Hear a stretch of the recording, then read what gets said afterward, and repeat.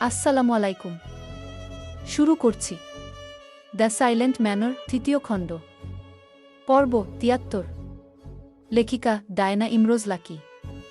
শালুক বুলবুল এর দিকে ঘুরে বললেন, আমি তোকে পাপ করতে বলেছিলাম, কিন্তু সেই পাপ পূর্ণ হয়নি। তবে মীর কেন দুনিয়া ছেড়ে গেল? উনার কণ্ঠে আফসোসের সুর। আপনি হুকুম দিয়েছিলেন, কিন্তু ভাগ্যক্রমে তা পূর্ণ হয়নি। মীর দাদা বাবুর হয়তো আজও ছিল ওই পর্যন্তই গু। শালুক দু কদম পা ফেলে চুলার কাছে এগোলেন। মোহিনীকে মারিসনি। আমি শুনে খুশিই হয়েছিলাম, কিন্তু ওরা যাবে কোথায়? মালকিন ভার কণ্ঠ বুলবুল এর। শালুক এর ঘনিষ্ঠ হয়ে দাঁড়িয়ে পড়ল। সাবধানতার সাথে চারদিকে তাকাল। মায়া আপার বান্ধবী, মানে ওই যে গৌরী, তাকেও কোথাও পাওয়া যাচ্ছে না। আহির দাদাবাবু আমার কাছে জিজ্ঞেস করেছিল। আমি গৌরীদের বাড়িতে গিয়েও খোঁজ নিয়েছি, সে বাড়িতেও যায়নি। আমার প্রশ্ন হচ্ছে, মেয়েটা না বলে কোথায় যাবে? শালুক ভ্রুযুগল ভাঁজ করে বুলবুল এর দিকে একবার রান্নাঘরের ছোট্ট জানালা দিয়ে দূরে তাকালেন। গভীর ভাবনার সমুদ্র দেশের অতলে তলিয়ে গেলেন। তার চোখ দুটি অপলকে চেয়ে আছে। তা দেখে বুলবুল বলল, মালকিন, কি ভাবছেন? ভাবছি ওরা কোথায় যাবে, কাউকে কিছু না বলে।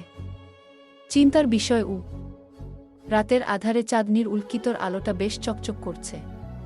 শীত পার হয়ে গরমের আগমন, আর এই সময়ে শীত ও গরম যেন মাঝামাঝি সময়ে বসবাস করে। কিছুটা গরমের উষ্ণতা, কিছুটা শীতের কুয়াশা।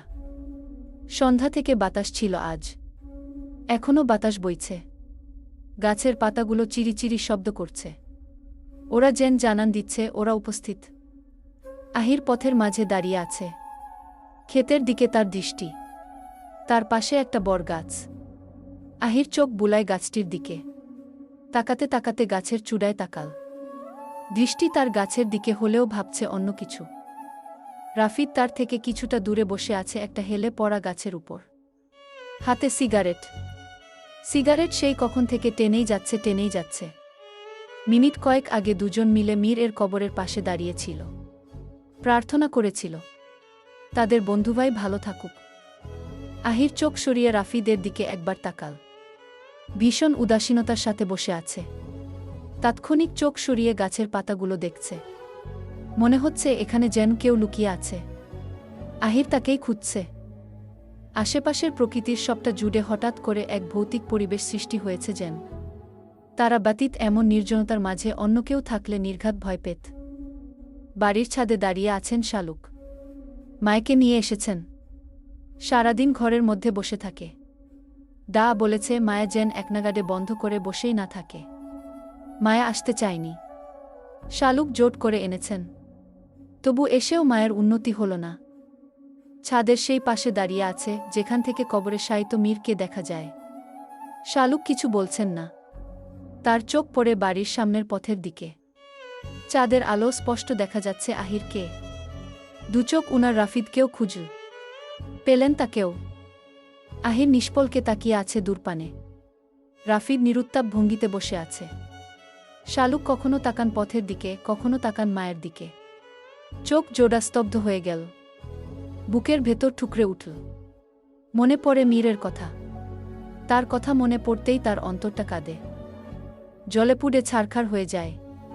তারও কষ্ট হয় খুব।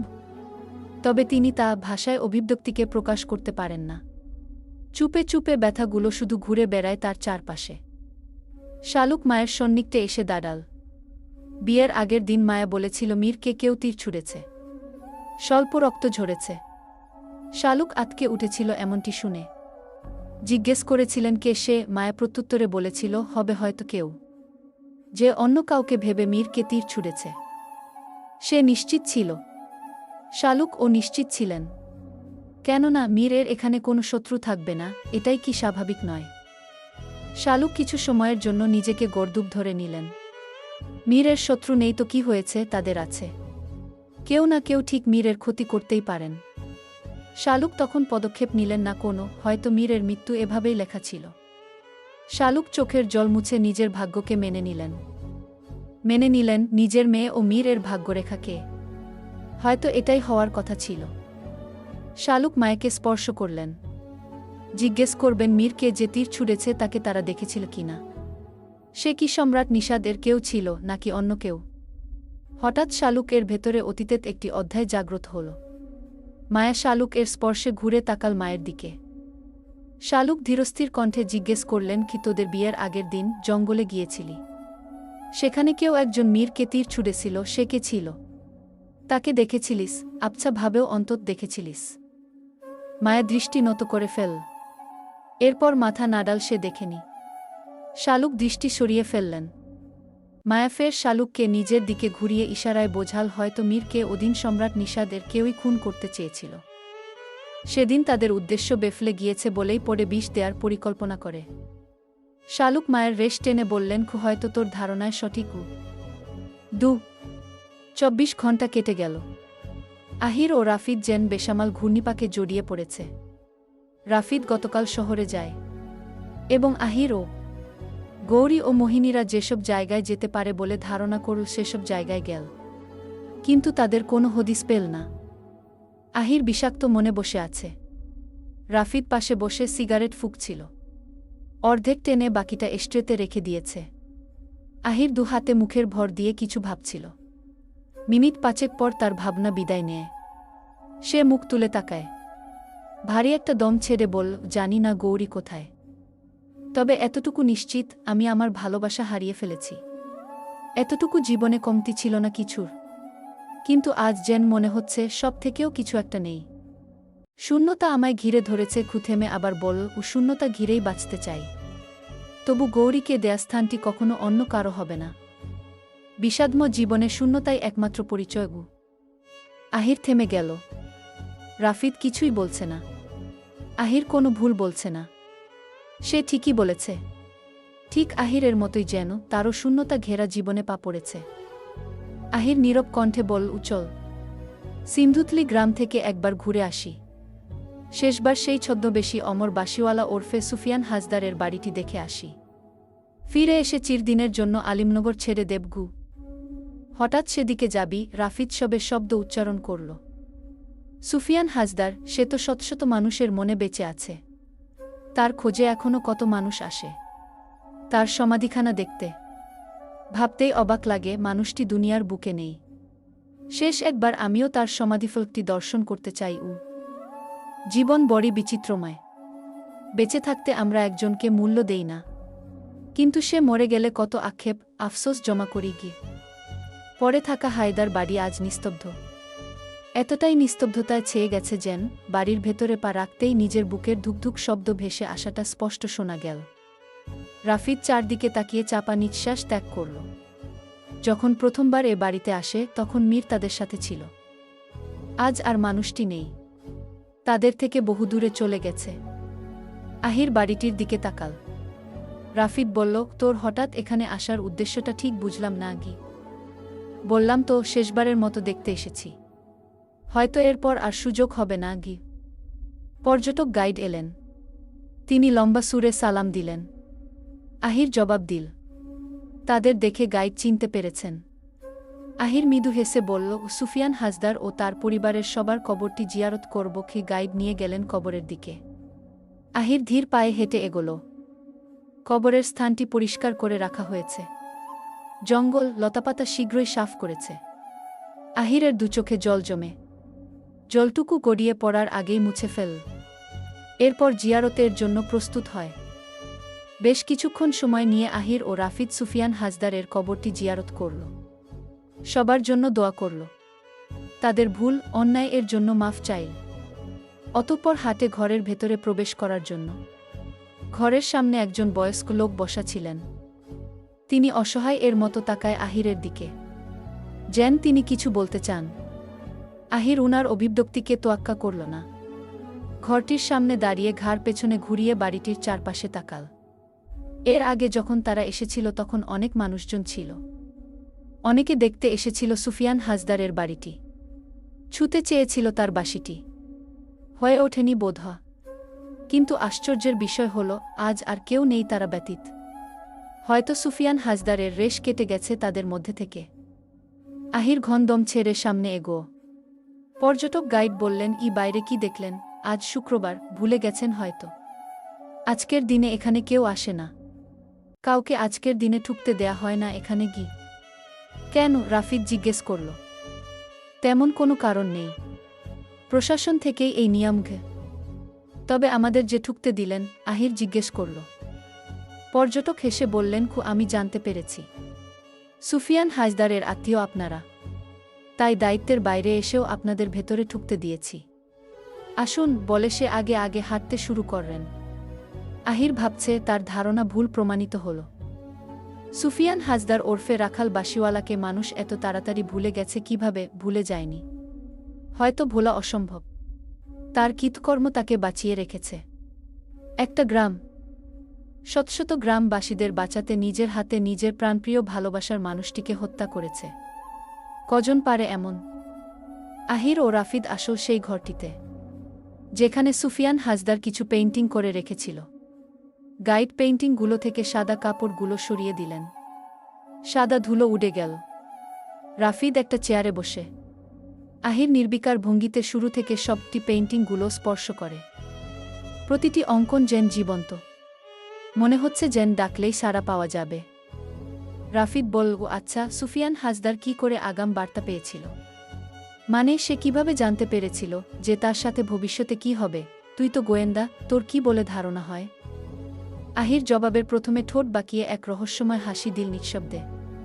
এরপর পেইন্টিংগুলোর দিকে চেয়ে বলল, কোয়েন্সিডেন্স, অর্থাৎ সমাপতন বা কাকতালীয় মিল। সে হয়তো নিজের ভাবনাগুলোকে অঙ্কনের মাধ্যমে রূপ দিয়েছিল, কিন্তু তাকদির তাকে তার সেই ভাবনাগুলোকেই বাস্তবে রূপ দিয়েছে। তাকে শূন্য করেছে, বিপাকে ফেলেছে, এতিম করেছে, সবশেষ তাকে গুলিবিদ্ধ হয়ে হয়ে মরতে হয়েছে। এখানে অন্যতম কোনো কারণ নেই কি? বক্তব্য শেষে আহির নির্বাক পায়ে হেঁটে জানালার পাশে এসে দাঁড়াল। দমকা হাওয়া বয়ে আসল, তার শীতল মনটাকে আরও শীতল করে তুলল। জানালা থেকে ফিরে এসে পায়চারি করতে করতে বলল, তার বোন বিনতি সেদিন কি বলতে চেয়েছিল তা যে আজও অজানা। সুফিয়ান হাজদার তার জন্মদিনে কোনো সত্য বলতে চেয়েছিল। কেউ কি জানে সেই অপ্রকাশিত কথাগুলো? গাইড বললেন, কি না, কে জানবেন? কেউ নেই, শুধু তারাই জানতেন। রাফিদ পূর্বের স্বরেই বলল, তার বাঁশিটিকে চুরি করেছে, এখনও কে আড়ালে লুকিয়ে বাঁশি বাজায়। আহির থমকে দাঁড়িয়ে পড়ল, তাকাল একটি অঙ্কনের দিকে। গাইড চাপা স্বরে বললেন, হয়তো সেই অচেনা বাঁশিওয়ালা, যাকে এখনও কেউ দেখেনি। যদি ভাগ্যে থাকে তবে আমরা দেখতেও পারি। তবে যাকে এখন পর্যন্ত কেউ দেখেনি তাকে কি আমরা দেখতে পারব? সেই সৌভাগ্য কি হবে? আহির বলল, মানে অচেনা বাঁশিওয়ালা কে? কিছুটা আশ্চর্য, খানিকটা বিভ্রান্ত এর সাথে বলল। গাইড বললেন, গত 12 বছর ধরেই এক অচেনা বাঁশিওয়ালার কথা শুনছি, তবে আজ পর্যন্ত কেউ তাকে দেখেনি গি। আহির বলল, জীবনে তো কাকতালীয়ভাবে কত কি হয়, আমরা যেন উনাকে দেখতে পারি। উনার দর্শন একবার চাই। চতু সন্ধ্যা নামার পূর্বে আহির ও রাফিদ আলিমনগর এর উদ্দেশ্য বেরিয়ে পড়ে। অশ্বের পৃষ্ঠায় চেপে বসা তারা, রাফিদ ও আহির পাশাপাশি। রাফিদ আহিরকে লক্ষ্য করে বলল, তুই বারবার তখন শেষবার কেন বলেছিলি চলে যাব আগামীকাল আলিমনগর থেকে? হয়তো এরপর আর তোদের সাথে দেখা হবে না। ভালো থাকবি সবসময়। মোহিনী যদি তোর ভাগ্যে থাকে হয়তো ঘুরে ফিরে আবার আসবে ঠিক তোর সন্নিকটে। মায়ের দিকে খেয়াল রাখবি। মীরকে হারিয়ে মেয়েটি পাগল প্রায়। বলতে গেলে ও এখন পাগল। তোর মা বাবার মন মানসিকতা ভালো নেই, হয়তো আর ভালো হওয়ার নয়। এই মুহূর্তে তোর উচিত তাদের পাশে থাকা, মায়কে আগলে রাখা। থমাস আঙ্কেলকে থাইল্যান্ডে পাঠিয়ে দিস। কাজে কর্মে থাকলে ছেলের শোক কয়েক মুহূর্তের জন্য হলেও ভুলে থাকবে। তৃষ্ণা, কাকিমা, দাদু তাদের যত্ন নিস। আহির থেমে আড়ালে চোখ মুছে ফের বলল, অনেকটা সময় তোদের সাথে কাটিয়েছি, কতশত স্মৃতি জমেছে শূন্যতা। বন্ধুকে হারালাম, নিজের প্রিয় মানুষটিকে পেয়েও হারিয়ে ফেললাম। আমার আর কোনো চাওয়া পাওয়া নেই, শুধু চাই প্রিয় মানুষগুলো যেখানে থাকুক ভালো থাকুক। রাফিদের অন্তরটা বিষিয়ে উঠল। সব যেন হঠাৎ করে ফাঁকা ফাঁকা লাগতে শুরু করেছে। প্রিয় মানুষ হারানো আর কোনো বন্ধু চিরদিনের জন্য দূরে চলে যাওয়া, এই দুই অনুভূতি নিঃশব্দে মানুষকে ভেঙে দেয়া। বাইরে থেকে জীবন স্বাভাবিক দেখালেও ভেতরে যেন কিছু একটা স্থায়ীভাবে ফাঁকা হয়ে যায়। যাকে হারানো হয় তার উপস্থিতির অভ্যাসটা সবচেয়ে বেশি কষ্ট দেয়া। হঠাৎ করে আর বন্ধু ডাক আসে না, আর কেউ খোঁজ নেয় না, আগের মতো হাসি ভাগ করে নেওয়া যায় না। স্মৃতিগুলো তখন আশ্রয় হয়, আবার যন্ত্রণার উৎস। বন্ধু দূরে চলে গেলে কষ্টটা একটু আলাদা। সে বেঁচে আছে জেনেও তাকে পাওয়া যায় না, এই বোধটা হৃদয়কে আরও ভারী করে তোলে। কথা জমে থাকে, বলা হয় না। অনেক কথা জমে থাকে। যদি কি আর কি হয়তো মনে এসব শব্দ আকাঙ্ক্ষাগুলো ঘুরপাক খায়। একসময় বোঝা যায় কিছু মানুষ সময়ের সঙ্গেই থেকে যায়, আর কিছু মানুষ স্মৃতির ভেতর। এই শূন্যতা ধীরে ধীরে মানুষকে সংযত করে, গভীর করে তোলে। কষ্টগুলো পুরোপুরি যায় না, শুধু মানুষ সেটা নিয়ে বাঁচতে শিখে যায়। হারানোর ব্যথাগুলোও যেন সয়ে যায়। একদিকে আহির চলে যাবে, অন্যদিকে মীর হারিয়ে গেছে দুনিয়া থেকে। ক্ষণস্থায়ী জীবন থেকে সে বিদায় নিয়েছে। মোহিনী কোথাও গায়েব। বলে কেউ চলে গেলেও হৃদয়কে একটু শান্তি দেয়া যায়, অন্তত সে বলে চলে গেছে। বলে যাওয়ার থেকে না বলে হারিয়ে যাওয়াটা যে বড্ড কষ্টের, যন্ত্রণার। একইভাবে চলে গেছ গৌরী। পেয়ে পূর্ণতা মিলিয়েও ক্ষতবিক্ষত হচ্ছে মায়া। থমাস শন হারালেন সন্তান। আমজাদ চৌধুরী প্রিয় মেয়েকে চোখের সামনে পাগল হতে দেখছেন। তার মেয়ে একটু আধটু করে শেষ হয়ে যাচ্ছে। তার সইছে না যে আর। সবশেষে সবাই এক শূন্যতার জালে ঘেরাও, যে জাল থেকে ছুটে আসা অসম্ভব। আজ হাসানোর মানুষটা নেই, শুধু রয়ে গেছে তার রেখে যাওয়া সেই পুরনো হাসিমাখা স্মৃতিগুলো। মন্তব্য চাই গঠনমূলক। পরবর্তী পর্ব জন্য অপেক্ষা করেন। আশা করি কেউ নিরাশ হবে না।